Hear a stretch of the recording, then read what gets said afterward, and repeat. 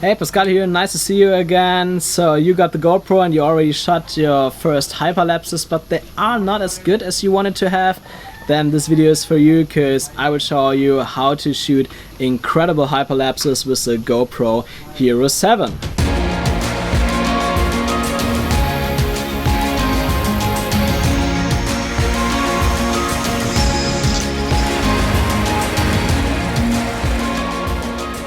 It's really nice to see you again here, because I have a small announcement today, and this is that today I will start a 30-day YouTube challenge. So over the next 30 days I will push out one video per day, and what makes it even better, of course, you will get a lot of tutorials and so on. So after that challenge, if you watch every video, you will definitely be a better travel filmmaker.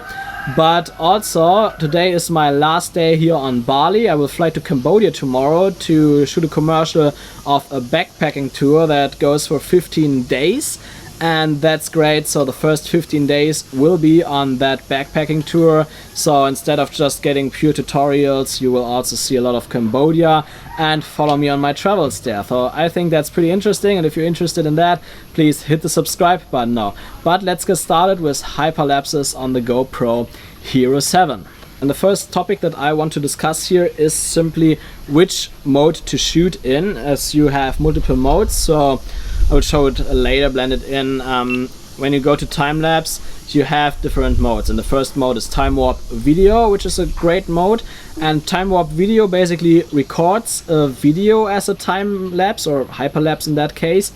And the difference to all these other modes is that it already stabilizes it, and that's great, because yeah, you get 4K video without needing to stabilize it in post anymore, and yeah, that's very good results actually. Then the next mode that you have is time-lapse video. It's around the same as Timewarp, but it doesn't really stabilize your video, so it's more made for when you have your GoPro on a tripod or somewhere where it's steady and you just want to get a time-lapse and not a real hyperlapse. So just keep in mind, Timewarp is better for hyperlapses and time-lapse is better for time-lapses.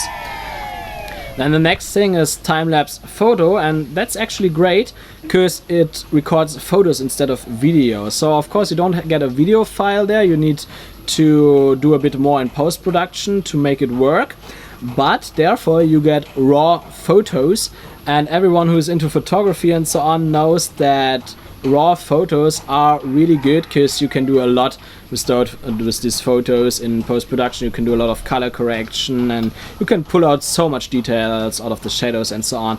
That's really great, and you won't get the same quality with video mode on the GoPro. So that's why I think that this time-lapse photo is definitely a good mode to choose sometimes. But of course you also need to stabilize it there, so it's better for time-lapse, or if you have your GoPro on a gimbal, so when you walk around that it's still stabilized. So just to mention that here. And then the next thing is the night-lapse photo, which is basically the same as the time-lapse photo, but it raises the shutter speeds, for example, a bit more on the GoPro, so that you can get better night shots. And I think it's a bit optimized. It maybe does some stuff with the photos, takes the noise out and so on to make it a bit better.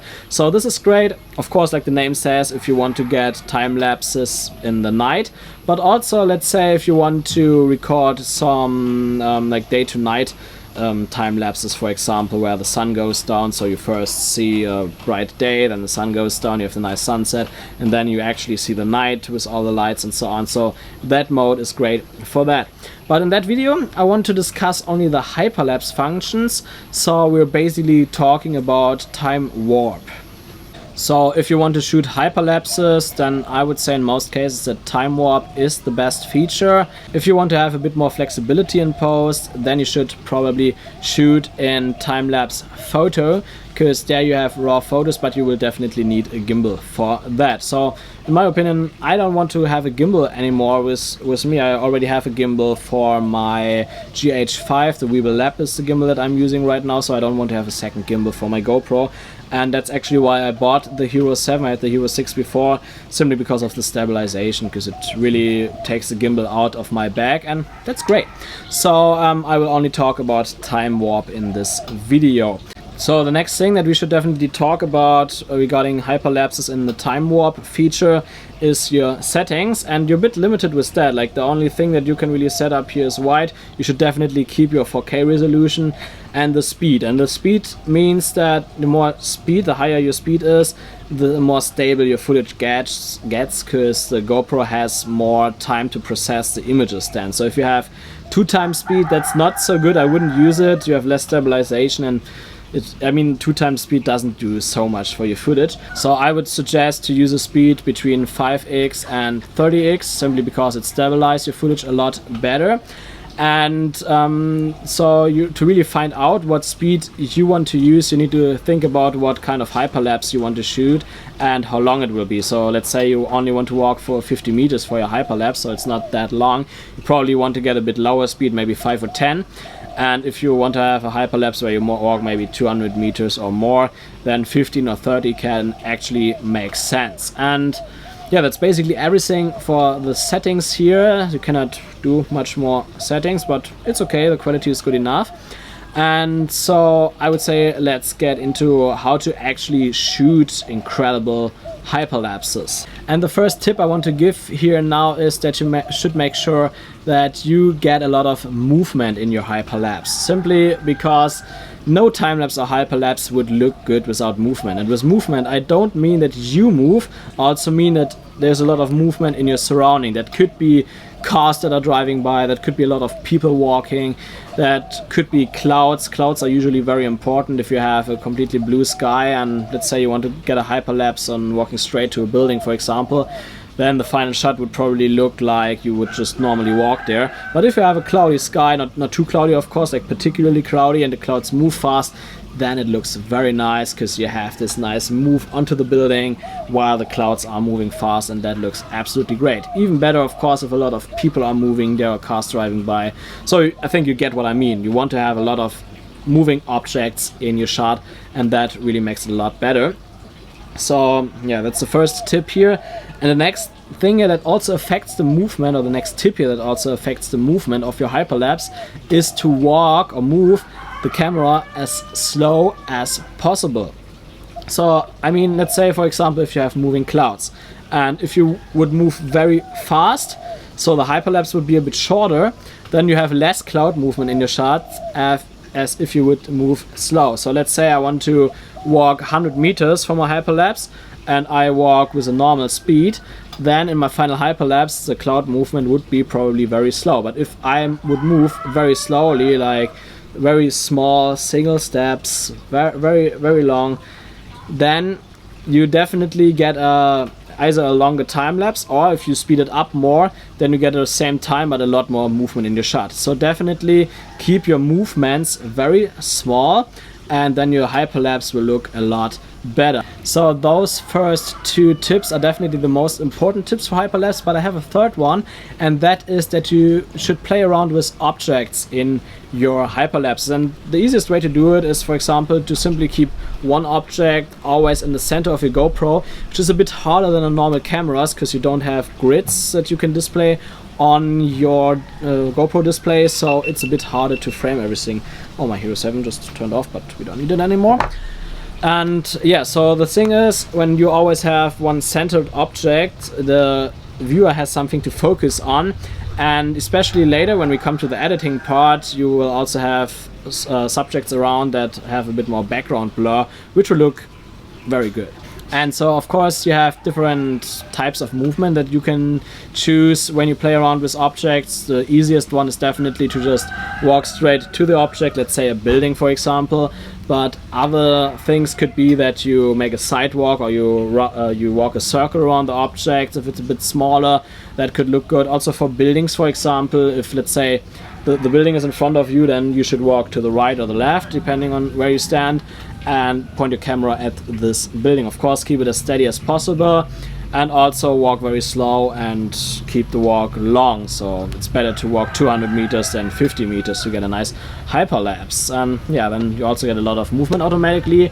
Then the last part of our video will be about the editing process. So we will go into Final Cut right now. So here we're into Final Cut, and I show it to you pretty quick how to edit that.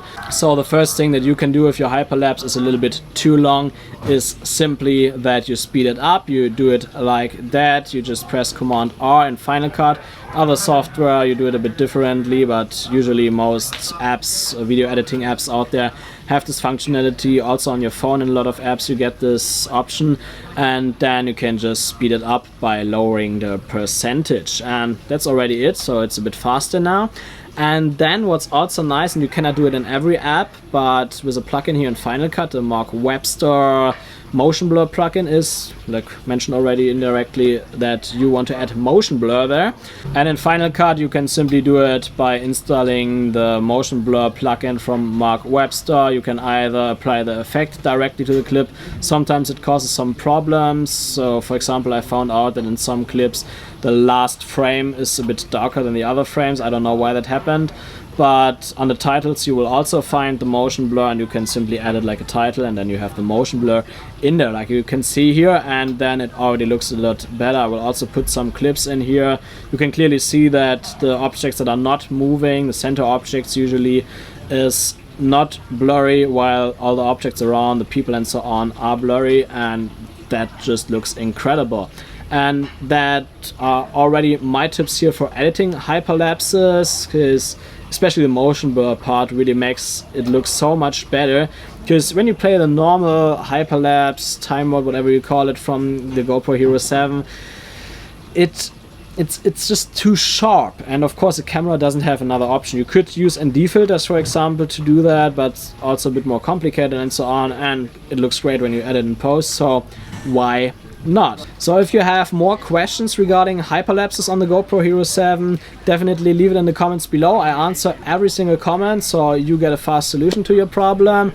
And of course, don't forget to hit the subscribe button. Tomorrow I will publish the next video, and what I'm planning right now, or already planned, is that I make it like a little bit of a course structure, that I tell you what camera is good for travel videography, how to set up your camera, how to use it, and a lot of other tips that are mostly based on each other in the beginning, so that you become a better travel filmmaker fast, not just with the GoPro but also with other cameras and drones. So definitely hit the subscribe button now, and see you tomorrow.